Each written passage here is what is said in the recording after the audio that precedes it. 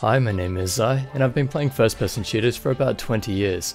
Most of that has been in Quake. I've also been running this channel for over a year now, and I've reviewed over 50 mice. So what better way to celebrate the 200th video and 25,000 subscribers than by reviewing the Logitech G Pro gaming mouse. They designed this mouse after listening to a lot of community feedback, so I'm expecting it to be a top choice. So let's see how it holds up in game and in the testing. A quick reminder though, there's no such thing as a perfect mouse, and everyone is different. This will suit a lot of people, but not everyone. And also, I'm doing this review on the day that I got it, because I've been asked about it constantly since it was announced. I'll do my best to get everything right though. First, the box is nice and simple, easy to open, and I love how Logitech wrapped the cable around like this, instead of folding it. The cable is a smooth braid, but it's also very thick. Thankfully, it still fits into my mouse bungee, no hassle, and it's about 2 meters long, which I think is about 6'6". When choosing a mouse, you need to look at the 4 main points: shape, sensor, weight, and buttons. This is an ambidextrous design, but with buttons on the left. It has a top optical sensor with the 3366, only weighs about 85 grams with a bit of cable, and the left and right buttons use on-run switches, so the clicks are light and great for MOBA and FPS. Everything about this mouse sounds right, but will it suit you? A lot of that is going to depend on the shape. The slope in the buttons is gradual, and the hump is just a bit toward the back, making this suitable for fingertip and claw grip, and palm grip if your hand isn't too big. Depending how high you place your fingers, the grip width is about 5.5 centimeters, and the base length is about 10. So it's roughly just under a 2:1 ratio, which is decent, and it's a low mouse at about 3.5 centimeters high. Now, hopefully you've measured your hand size from base to tip of middle finger, and also width with your thumb against your palm. My hand is about 18 centimeters long and 9 centimeters wide, so the measurements I give next will be estimates. They're a guide, not an exact chart. Given the size, I'd say this could suit palm grip for people with hands under 17 centimeters. Claw grip maybe 15 to 19, and fingertip most likely 17 to 20. It's a safe shape with no unnecessary angles, so there's plenty of room to place your fingers. It's really up to you and how you hold the mouse. One thing I will note on the shape though, the sides are not flat. They're actually a bit rounded vertically. I prefer the sides of the G302 in terms of flatness. You can see here that they have just a bit of curve going outward toward the top, while the G100S and Pro have similar sides, but they are kind of rounded in the center. I find that the G302 design allows my thumb and fingers to sit better, more naturally. So for me, this isn't the perfect shape. If they made the sides flat like on the G302, then it would be better. The main problem with the G302 design is the diamond shape. Otherwise the sides are perfect in my opinion. Anyway, this is still a good design, and it is basically the same as the G100S. I'm just more of a fan of the G302. Moving on to the buttons, there are some subtle comfort grooves, and they're separate from the shell. They're louder than expected though, but from what people tell me, they might be good for jitter clicking. Here's a listen to each, with the 2 main buttons compared with the G302.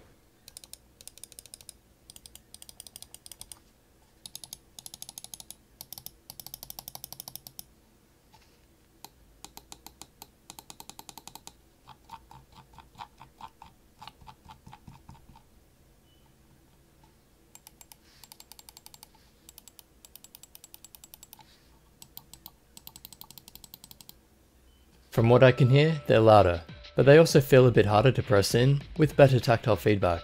So that should prevent the accidental clicks like on the G302. The scroll wheel is improved, being a bit smoother, and not putting so much emphasis on the steps, but the steps are still there, but definitely not the quietest. The side buttons feel good, with very little travel, and the DPI button is out of the way, and easy to press in.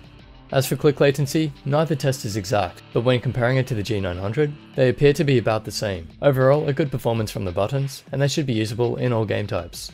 Now, let's talk about the implementation of the 3366 sensor, starting with some rocket jumps just to make sure it feels right. This is arguably the top optical at the moment, with just the 3989 feeling more responsive. Other than that, everything is most likely better on the 3366, and of course, it can handle rocket jumps, and I can't make it spin out either. As for any delay, I have no real way of testing it, but it feels good to me. And in the test where you hold the mouse on its side and then slam it flat down, the 3366 is the only sensor that seems to be able to cope. So it doesn't spin out, whereas all the others I've tested do spin out. In the sniper test, zooming right in, moving pixel by pixel at first, and this is as smooth as you'd expect. And I tested it at 400, 800, 1600 and 3200 DPI.